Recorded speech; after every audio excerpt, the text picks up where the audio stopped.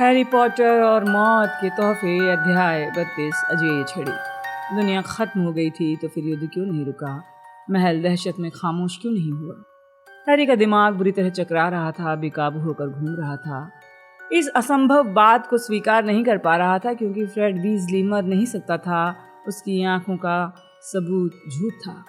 तभी एक शरीर उस छेद में से आया जो स्कूल की तरफ दीवार में हुए विस्फोट से बना था। झुक जाओ! हैरी चिल्लाया। जब सांप उड़कर आने लगे उसने रॉन और हरमाइनी को पकड़कर फर्श पर खींचा, लेकिन पर्सी फ्रेड के शरीर पर लेटकर उसे और नुकसान से बचाने लगा। हैरी चिल्लाया, पर्सी चलो, हमें आगे बढ़ना है। लेकिन पर्सी ने इनकार में सिर हिलाया। पर्सी! हैरी ने रॉन के चेहरे पर जमी राख में आंसुओं के निशान देखे। उसने बड़े भाई के कंधे को पकड़कर उसे खींचा, लेकिन पर्सी नहीं हिला। पर्सी, तुम उसके लिए कुछ नहीं कर सकते। तभी हरमाइनी चीखी। हैरी पलटा। छोटी कार जितनी बड़ी एक दैत्याकार मकड़ी दीवार के छेद से अंदर घुसने की कोशिश कर रही थी। एरेगॉग का एक वंशज लड़ाई में शामिल हो गया था। हैरी और रॉन एक साथ चिल्लाए। उनके मंत्रों के कारण मकड़ी पीछे की तरफ उड़ गई। इसके पैर भयंकर तरीके से झटके खा रहे थे। ये अंधेरे में गायब हो गई। ये अपने दोस्तों को भी साथ लाई है, हैरी ने बाकी लोगों से कहा और दीवार के छेद से महल के कोने को देखा। इमारत पर बहुत सी विशाल मकड़ियां चढ़ रही थीं। हैरी ने उन पर स्तब्धीकरण मंत्र मारे और सबसे आगे चलने वाली मकड़ी को उसके साथी पर गिरा दिया ताकि वो इमारत से लुढ़क जाएं और यहाँ से चली जाएं। चलो चलते हैं अभी! हैरी ने हरमाइनी और रॉन को अपने साथ आगे धक्का दिया। फिर वो फ्रेड के शरीर को बाह के नीचे से पकड़ने के लिए झुका। पर्सी को एहसास हो गया था कि हैरी क्या करने की कोशिश कर रहा है। उसने फ्रेड के शरीर पर अपनी पकड़ ढीली कर दी, मदद करने लगा। उन्होंने फ्रेड की लाश एक कोने में रख दी जहाँ पहले एक सूट ऑफ आर्मर खड़ा रहता था। वो फ्रेड की लाश को एक भी पल देखना गवारा नहीं कर सकता था। उसकी लाश की सुरक्षा को पक्का करने के बाद हैरी रॉन और हरमाइनी के पीछे पहुंच गया। मेलफॉय और गोयल गायब हो चुके थे। गलियारा धूल और मलबे से भरा था। खिड़कियों के कांच काफी पहले टूट चुके थे। हैरी ने गलियारे में कई लोगों को आगे पीछे भागते देखा था। वो नहीं जानता था कि वो दोस्त हैं या दुश्मन। मोड़ पर मुड़ते हुए पर्सी सांड की तरह गरजा, रुकवट! और फिर वो एक लंबे आदमी की दिशा में भागा जो दो विद्यार्थियों का पीछा कर रहा था। हैरी, यहाँ अंदर! हरमाइनी चिल्लाई। उसने रॉन को एक दीवार दली के पीछे खींच लिया। ऐसा लग रहा था जैसे वो कुश्ती लड़ रहे हों। एक पल के लिए तो हैरी ने सोचा कि वो दोबारा गले मिल रहे हैं, लेकिन फिर उसने देखा हरमाइनी रॉन को रोकने की कोशिश कर रही थी, जो भाग कर पर्सी के पीछे जाना चाहता था। मेरी बात सुनो, सुनो रॉन, मैं मदद करना चाहता हूँ। मैं प्राण भक्षियों को मारना चाहता हूँ। उसका चेहरा विकृत था, धूल और धुएं से लथपथ। रॉन, सिर्फ हम लोग इसे खत्म कर सकते हैं, प्लीज। हमें सांप तक पहुंचना होगा, हमें सांप को मारना होगा। हैरी जानता था रॉन को कैसा महसूस हो रहा होगा। आखिरी होर्क्रक्स नष्ट करने से उसे प्रतिशोध की संतुष्टि नहीं मिलेगी। हैरी खुद भी फ्रेड की जान लेने वालों से लड़ना चाहता था, उन्हें सजा देना चाहता था। वो वीजली परिवार के बाकी सदस्यों को खोजना चाहता था और सबसे बढ़कर ये सुनिश्चित करना चाहता था कि जिनी को कुछ न हुआ हो। लेकिन वो इस विचार को अपने दिमाग में नहीं आने देगा। हम लड़ेंगे, हरमाइनी ने कहा। हमें उस सांप तक पहुंचने के लिए लड़ना पड़ेगा। इस वक्त हमें लक्ष्य पर से नजरें नहीं हटाना चाहिए। सिर्फ हम लोग इस लड़ाई को खत्म कर सकते हैं। वो रो रही थी। बोलते समय उसने अपना चेहरा अपनी फटी जली आस्तीन पर पोंछा। खुद को शांत करने के लिए गहरी सांस ली। फिर रॉन को कसकर पकड़ती हुई हैरी की तरफ मुड़ी। तुम्हें पता लगाना है वोल्डेमॉर्ट कहाँ है। सांप उसके पास होगा। पता लगाओ हैरी, उसके भीतर देखो। ये इतना आसान क्यों था? क्योंकि उसका निशान घंटों से जल रहा था। उसे वोल्डेमॉर्ट के विचार दिखाने के लिए उत्सुक था। उसने हरमाइनी के कहने पर अपनी आंखें बंद कर ली। वो एक वीरान लेकिन जाने पहचाने कमरे में खड़ा था, जिसकी दीवारों से वॉलपेपर उखड़ रहा था और एक को छोड़कर बाकी सभी खिड़कियां पाटियों से बंद थीं। महल पर हमले की आवाजें दबी हुई थी, दूर थी। इकलौती खुली खिड़की से महल में होने वाले रोशनी के धमाके दिख रहे थे। कमरे के भीतर अंधेरा था। वहां सिर्फ एक दिया तेल का जल रहा था। वो अपनी छड़ी उंगली के बीच घुमा रहा था, उसे देख रहा था। वो महल के एक कमरे के बारे में सोच रहा था, खुफिया कमरे के बारे में जो सिर्फ उसी ने खोजा था। वो कमरा जिसे तहखाने की तरह खोजने के लिए आपको चतुर और चालाक होना होता है। उसे यकीन था कि लड़का कभी मुकुट नहीं खोज पाएगा। हालांकि डंबलडोर की कठपुतली उसकी उम्मीद से आगे पहुंच गई थी, बहुत आगे तक। मालिक, एक हताश और टूटी हुई आवाज आई। वो मुड़ा। लूसियस मेलफॉय सबसे अंधेरे कोने में बैठा था। फटे हाल था, उसके शरीर पर सज़ा के निशान दिख रहे थे। जो हैरी के उसके घर से भागने के बाद उसे मिली थी, उसकी एक आंख बंद और फूली हुई दिख रही थी। मालिक प्लीज़, मेरा बेटा। लूसियस, अगर तुम्हारा बेटा मर जाता है तो इसमें मेरी कोई गलती नहीं है। नाग शक्ति हाउस के बाकी विद्यार्थियों की तरह वो मेरे पास नहीं आया, वो मेरे दल में शामिल नहीं हुआ। शायद उसने हैरी पॉटर से दोस्ती करने का फैसला किया है। नहीं, कभी नहीं, मैल्फॉय ने फुसफुसा कर कहा। ऐसी ही उम्मीद करो। मालिक, क्या आपको ये डर नहीं है कि पॉटर आपकी बजाय किसी और के हाथों मर सकता है? मैल्फॉय ने कांपती आवाज में पूछा। क्या इसमें ज्यादा समझदारी नहीं होगी कि हम लड़ाई रोक दें और आप खुद महल में दाखिल होकर उसे खोजें? नाटक मत करो लूसियस। तुम लड़ाई इसलिए रुकवाना चाहते हो कि तुम अपने बेटे का हाल चाल मालूम कर सको। देखो, मुझे पॉटर को खोजने की जरूरत नहीं है। रात खत्म होने के पहले पॉटर मुझे खोजता हुआ खुद आएगा। वोल्डेमॉर्ट ने एक बार फिर अपनी उंगलियों में पकड़ी छड़ी को देखा। वो परेशान हो रहा था, और जो चीज़ें लॉर्ड वोल्डेमॉर्ट को परेशान करती हैं उन्हें ठीक कर दिया जाता है। जाकर स्नैप को बुला लाओ। स्नैप मालिक, स्नैप को अभी बुला कर लाओ। मुझे उसकी ज़रूरत है, मुझे उससे एक सेवा चाहिए। जाओ। डरा हुआ लूसियस धुंधली रोशनी में लड़खड़ाता हुआ कमरे से बाहर चला गया। यही इकलौता तरीका है नगीनी, उसने धीरे से कहा और मुड़कर देखा। वहाँ एक बड़ा मोटा सांप हवा में लटका हुआ था और अपने लिए वोल्डेमॉर्ट द्वारा जादू से बनाई सुरक्षित जगह पर आराम से अपना शरीर हिला रहा था। आह भरते हुए हैरी दुनिया में वापस लौटा। उसने आंखें खोली। वो चीखती हवेली में है, सांप उसके साथ है, सांप के चारों तरफ जादुई सुरक्षा है। उसने अभी अभी लूसियस मैल्फॉय को भेजकर स्नैप को बुलवाया है। वोल्डेमॉर्ट चीखती हवेली में बैठा है, वो लड़ भी नहीं रहा। हरमाइनी तैश में बोली। उसे नहीं लगता उसे लड़ने की जरूरत है। वो सोचता है कि मैं खुद उसके पास जाऊंगा, लेकिन क्यों? वो जानता है कि मैं होर्क्रक्सों के पीछे पड़ा हूँ। वो नगीनी को अपने करीब रख रहा है। साफ जाहिर है नगीनी तक पहुँचने के लिए मुझे उसके पास जाना होगा। ठीक है, रॉन ने अपने कंधे तानते हुए कहा, तो तुम मत जाओ, क्योंकि वो यही चाहता है, उसे इसी की उम्मीद है। तुम यहीं रुककर हरमाइनी को संभालो, मैं जाकर उसे संभालता हूँ। हैरी रॉन से आगे निकला। तुम दोनों यहीं रुको, मैं चोगी के नीचे जाता हूँ और फौरन लौटता हूँ। नहीं, हरमाइनी ने कहा, इसमें ज़्यादा समझदारी लगती है कि चोगा ओढ़ लूँ और इसके बारे में सोचना भी मत। रॉन ने उससे गुर्रा कर कहा। हरमाइनी बोली, रॉन, मुझ में भी उतनी ही काबिलियत है। लेकिन इससे पहले कि हरमाइनी कुछ कह पाती, सीढ़ियों के ऊपर जिस दीवार दरी के पास वो खड़े थे वो फट गए। पॉटर! दो नकाबपोश प्राणभक्षी वहां थे, लेकिन उनकी छड़ियां तन पाती उससे पहले ही हरमाइनी चिल्लाई, सीढ़ी ढाल! उनके पैर के नीचे की सीढ़ी ढाल में बदल गई और हरमाइनी, हैरी और रॉन इस पर सरसराते हुए नीचे पहुंच गए। वो अपनी गति पर काबू नहीं कर पाए, लेकिन इसके बावजूद इतनी तेजी से फिसले कि प्राणभक्षियों के स्तब्धीकरण मंत्र उनके सिर के बहुत ऊपर से गुजरे। वो नीचे छुपी दीवार दरी से निकले और सामने वाली दीवार से टकरा गए। पाषाणों! हरमाइनी चिल्लाई, दीवार दरी की तरफ इशारा किया। वहां टकराने की दो तेज आवाजें आईं। दीवार दरी पत्थर की बन गई, इसलिए प्राणभक्षी से टकरा कर गिर गए। पीछे हटो! रॉन चिल्लाया। वो, हैरी और हरमाइनी एक दरवाजे से टिक कर बाल बाल बचे। हैरी, तुम चोगा ओढ़ लो, हरमाइनी ने कहा। हमारी चिंता छोड़ो। लेकिन हैरी ने चोगा तीनों पर डाल दिया। हालांकि चोगे के हिसाब से वो बड़े हो गए थे, लेकिन उसे नहीं लगता था कि हवा में भरी इतनी धूल, गिरते पत्थरों और मंत्रों की चकाचौंध में कोई उनके पैर देख सकता है। वो अगली सीढ़ियों पर नीचे की तरफ भागे। योद्धाओं से भरे गलियारे में पहुंच गए। योद्धाओं के दोनों तरफ लगी तस्वीरें सलाह और प्रोत्साहन दे रही थी। नकाब या बिना नकाब वाले प्राणभक्षी विद्यार्थियों टीचर से लड़ रहे थे। डीन ने एक छड़ी जीत ली थी और उसे डोलोहोप का सामना कर रहा था। पार्वती ट्रेवर्स के सामने थी। हैरी, रॉन और हरमाइनी ने छड़ियां उठा ली। वो वार करने के लिए सही मौके की राह देख रहे थे तो एक तेज वी सुनाई दी। हैरी ने ऊपर देखा। पीप्स उनके ऊपर उड़ रहा था और प्राणभक्षियों पर अम्ल रस कंद गिरा रहा था, जिनके सिर पर अचानक हरे कंद मोटे कीड़ों की तरह कसपसाने लगते थे। मुट्ठी भर हरे कंद रॉन के सिर से टकराए। कीचड़ जैसी हरी जड़ें बीच हवा में स्थिर दिखने लगीं। रॉन ने उन्हें झटकने की कोशिश की। एक नकाबपोश प्राणभक्षी इशारा करके चिल्लाया, कोई वहां पर अदृश्य है। प्राणभक्षी के ध्यान भटकने का पूरा फायदा उठाकर डीन ने स्तब्धीकरण मंत्र मारकर उसे गिरा दिया। डोलोहोव ने बदला लेने की कोशिश की, लेकिन पार्वती ने उस पर पूर्ण शरीर बंधन शाप मार दिया। आओ चलें, हैरी चिल्लाया। प्रवेश हॉल में जाने वाली संगमरमर की सीढ़ियों के ऊपर वो पहुंच गए। मैं ड्रेको मैलफॉय हूँ, मैं ड्रेको हूँ, मैं तुम्हारी तरफ हूँ। ड्रेको सीढ़ियों के ऊपर एक नकाबपोश प्राणभक्षी से विनती कर रहा था।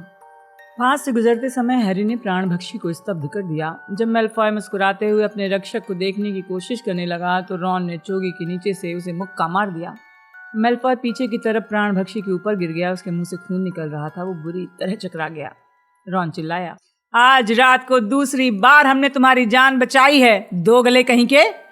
सीढ़ियों और हॉल में हर तरफ योद्धा थे। जहां भी हैरी की नजर गई उसे प्राणभक्षी नजर आए। याक्सले सामने वाले दरवाजे पे फ्लिटविक से लड़ रहा था। उनके ठीक पास एक नकाबपोश प्राणभक्षी किंग्सले से। हैरी ने नकाबपोश प्राणभक्षी पर स्तब्धीकरण मंत्र मारा, लेकिन उसका निशाना चूक गया। ये नेविल पर पड़ते पड़ते बचा नेविल न जाने कहां से जहरीला टेंटकुला के ढेर को लहराता हुआ सामने आ गया था, जो सबसे करीब के प्राणभक्षी से लिपट कर उसे जकड़ रहा था। हैरी, रॉन और हरमाइनी तेजी से संगमरमर की सीढ़ियां उतरे। उनकी बाईं तरफ कांच टूटने की आवाज आई। जब वो बाहर पहुंचे तो बालकनी से दो शरीर नीचे गिरे। तभी हॉल के भीतर एक हरी झलक दिखाई दी।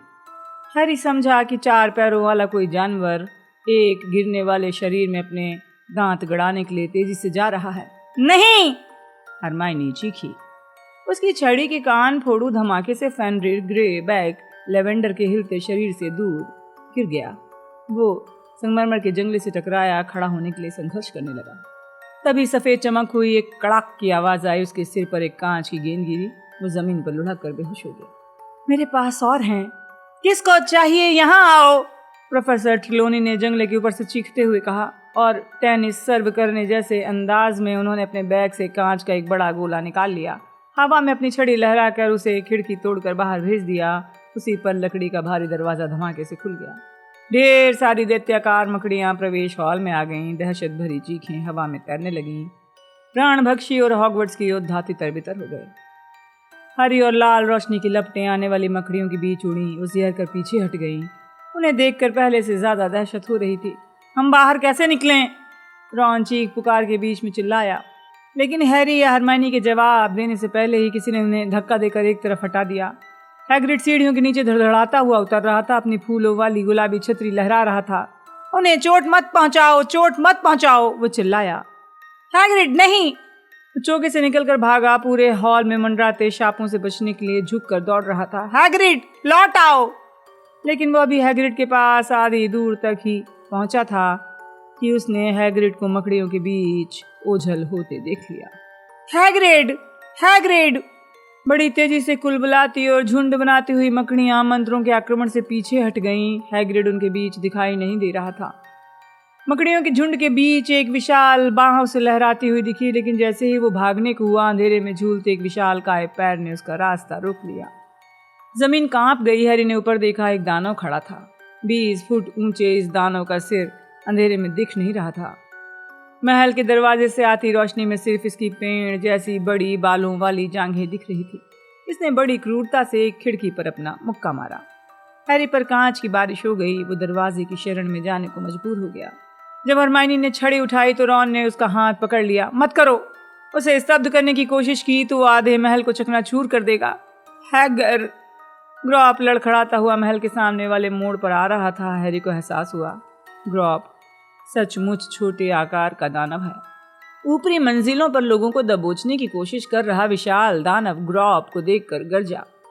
वो अपने नाटे साथी की तरफ बढ़ा। पत्थर की सीढ़ियां कांपने लगी और फिर वो दोनों भूखे शेरों जैसे हिंसक अंदाज में एक दूसरे पर झपट पड़े। भागो! हैरी चिल्लाया। हैरी ने हैग्रिड को खोजने और बचाने की उम्मीद नहीं छोड़ी थी। वो इतनी तेजी से भागा कि अचानक रुकने से पहले वो जंगल की तरफ आधी दूर तक पहुंच गया था। उनके चारों तरफ हवा स्थिर हो गई थी। हैरी की सांस उसके सीने में अटक गई, ठोस बन गई। अंधेरे से काली आकृतियां निकल रही थीं, महल की तरफ विशाल झोंके में उड़कर आ रही थीं। रॉन और हरमाइनी उसके करीब आ गए। जब उनके पीछे लड़ने की आवाजें खत्म हो गईं, रात में एक ऐसी खामोशी छा गई जो दम पिशाच उत्पन्न कर सकते थे। चलो हैरी, पितृदेव उत्पन्न करो। हैरी चलो! उसने छड़ी उठाई। उसके भीतर निराशा थी। फ्रेड चला गया। हैग्रिड या तो मर रहा है या मर चुका है। कितने लोग मरे हैं उसे अंदाजा नहीं। हैरी जल्दी! 100 दम पिशाच उड़ते हुए आ रहे थे। उसने रॉन के पितृदेव यानी सफ़ेद टेरियर कुत्ते को हवा में निकलते देखा, जो हल्के से चिमचिमाया, बुझ गया। उसने हरमाइनी के उदबिलाव को बीच हवा में उड़ते और ओझल होते देखा। उसकी खुद की छड़ी उसके हाथ में कांपी। उसने आने वाली मौत का स्वागत किया, सब कुछ भुलाने का वादा, कोई एहसास नहीं। तभी सफ़ेद खरगोश, लोमड़ी और वाराह रॉन और हरमाइनी के सिरों के पास से गुजरे। इन प्राणियों के सामने आने पर दम पिशाच पीछे हो गए। 3 लोग अंधेरे से निकलकर उनके पास आए। उनकी छड़ियाँ तनी हुई थीं। वो अपने पितृदेव छोड़ चुके थे, लूना, अर्नी और सीमस। ये सही है, लूना ने उत्साह बढ़ाते हुए कहा, जैसे वो आवश्यकता कक्ष में हों और डीए के मंत्रों का अभ्यास कर रहे हैं। ये सही है हैरी, कोई खुशी भरी चीज सोचो, कोई खुशी भरी। हैरी ने कहा, कोई खुशी भरी चीज? हैरी ने कहा, उसकी आवाज टूट गई। हम अब भी यहाँ हैं, हम लड़ रहे हैं, चलो जल्दी से सोचो। एक सफेद चिंगारी निकली, फिर एक कांपती रोशनी और फिर बहुत ज्यादा कोशिश के बाद हैरी की छड़ी के सिरे से मृग निकला। दम पिशाच तितर बितर होने लगे। रात शांत हो गई, लेकिन आसपास चलते युद्ध की तेज आवाजें उसके कानों में पड़ने लगी। तुम्हारा शुक्रिया कैसे अदा कर सकते हैं? रॉन ने लूना, अर्नी और सीमस की तरफ मुड़कर कांपती आवाज में कहा। तुमने अभी अभी हमारी जान। गर्जना और भूकंप जैसी हलचल के साथ जंगल की तरफ से एक दानव निकला। भागो! हैरी दोबारा चिल्लाया। हैरी ने पलट कर देखा, रॉन हरमाइनी उसके पीछे आ रहे थे, लेकिन बाकी तीनों युद्ध करने के लिए वापस लौट गए थे। हम इसकी पहुंच से दूर हो जाते हैं, रॉन चिल्लाया जब दानव ने अपना दोबारा मुद्गर लहराया। लड़ाकू पेड़, हैरी ने कहा, चलो। उसने किसी तरह अपने दिमाग में उन सारी चीजों को बंद और दफन कर दिया जिनके बारे में वो नहीं सोचना चाहता था। फ्रेड और हैग्रिड की चिंता, महल के बाहर भीतर सभी प्रियजनों की दहशत। वो इनकी चिंता बाद में करेगा, क्योंकि उन्हें दौड़ना था, सांप और वोल्डेमॉर्ट तक पहुंचना था। जैसा हरमाइनी ने कहा था, ये जंग खत्म करने का इकलौता तरीका था। वो दौड़ा, उसे लग रहा था कि वो मौत से तेज भाग सकता है। वो इतनी तेजी से भागा जितना जिंदगी में कभी नहीं भागा था। विशाल पेड़ उसी को सबसे पहले दिखा, जो चाबुक लहराती शाखाओं से अपनी जड़ों के रहस्य की रक्षा करता था। हाँफता हुआ हैरी धीमा हो गया। वो पुराने पेड़ के तने के इकलौते घूमड़ को देखने की कोशिश कर रहा था, जिसे दबाने पर पेड़ स्थिर हो जाता था। कैसे? हम अंदर कैसे जाएं? रॉन ने हाँफते हुए कहा। मैं उस जगह को देख सकता हूँ। काश हमारे पास एक बार फिर क्रुकशैंक्स होती। क्रुकशैंक्स? हरमाइनी ने झुक कर सीने को पकड़ते हुए आ भरी। तुम जादूगर हो या घसियारे? ओह ठीक है, हाँ। रॉन ने चारों तरफ देखा, फिर अपनी छड़ी जमीन पर पड़ी एक लकड़ी की तरफ करते हुए बोला, विंगार्डियम लेवियोसा। लकड़ी जमीन से ऊपर हवा में घूमी जैसे आंधी में उड़ रही हो। फिर ये पेड़ की खतरनाक तरीके से लहराती शाखाओं के बीच से तने की तरफ उड़ने लगी। ये जड़ों के पास वाली जगह से टकराई और पेड़ फौरन स्थिर हो गया। बहुत बढ़िया, हरमाइनी ने हाँफते हुए कहा। एक पल के लिए हैरी झिझका। वोल्डेमॉर्ट चाहता था कि वो ये काम करे। वोल्डेमॉर्ट चाहता था हैरी उसके पास जाए। क्या वो रॉन और हरमाइनी को वोल्डेमॉर्ट के जाल में फंसाने के लिए ले जा रहा है?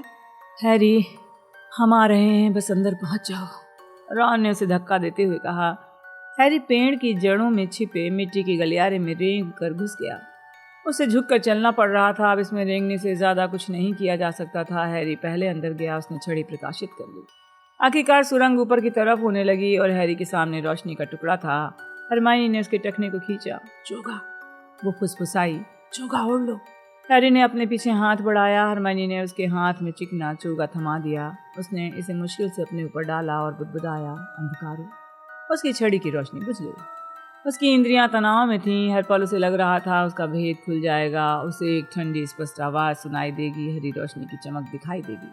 फिर उसके ठीक सामने कमरे में आवाजें सुनाई दी। आवाजें थोड़ी दबी हुई थीं। सामने वाले कमरे में हल्की रोशनी थी, लेकिन वो नगीनी को देख सकता था, जो पानी के सांप की तरह लहरा रही थी, बल खा रही थी। वो सितारों भरे हवा में तैरते जादुई गोले में सुरक्षित थी। हैरी को एक टेबल का किनारा दिख रहा था। लंबी उंगलियों वाला एक सफेद हाथ जो छड़ी से खेल रहा था।